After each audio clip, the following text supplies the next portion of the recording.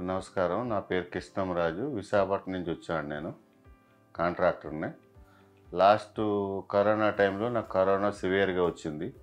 వచ్చినప్పుడు 21 డేస్ ఐసీయూలో ఉన్నాను నేను. ఇంకో 20 డేస్ మన బాడీ హెల్త్ చెకప్, ఫిజియోథెరపీలు అన్నీ చేయించుకొని 46 రోజులు ఇక్కడ ఉన్నాను. అప్పుడు బాగా బతికించారు. సుబ్బారెడ్డి గారి ద్వారా నాకు హెల్త్ మంచి ఆరోగ్యంగా వచ్చింది. ప్రతి ఇయర్ టెస్టులకు వస్తున్నాను నేను.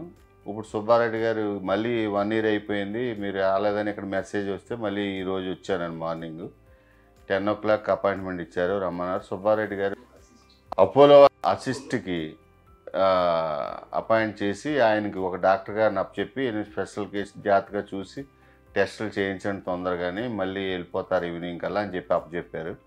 ఆయన దగ్గరుండి ఎక్సలెంట్ సర్వీస్ ఇచ్చి ఆయన ప్రతి చోటకి నాకు తీసుకెళ్ళి దగ్గరుండి అన్ని టెస్టులు చేయించుకుంటా హ్యాపీగా చేసి మళ్ళీ ఇంకో టెస్ట్ పెండింగ్ ఉంటే రెస్ట్ రూమ్లో కూర్చోబెట్టారు. ఆయన స్పెషల్ రూమ్లోని కూర్చోబెట్టి ఎలా ఉంది ఏంటని చెప్పని 2-3 డాక్టర్లు సజెషన్ అడిగితే చాలా హ్యాపీగా ఉంది సార్, నేను అన్ని చోట్ల 600 కిలోమీటర్లు డ్రైవ్ చేసుకొచ్చి ఎప్పుడు ప్రతి సంవత్సరం 8 monthsకే వచ్చి సుబ్బారెడ్డి గారిని కలిసి ఇక్కడ టెస్టులు చేయించుకుంటున్నాను.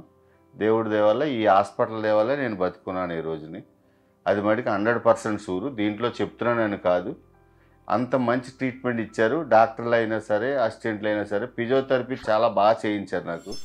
20 రోజులు నేను నడలేకపోయాను. యాక్చువల్గా 20 రోజులు నడలేని పొజిషన్లో ఉన్నాను నేను ఆ టైంలో. దేవుడి వల్ల అపోలో వల్ల నేను బతుకున్నాను.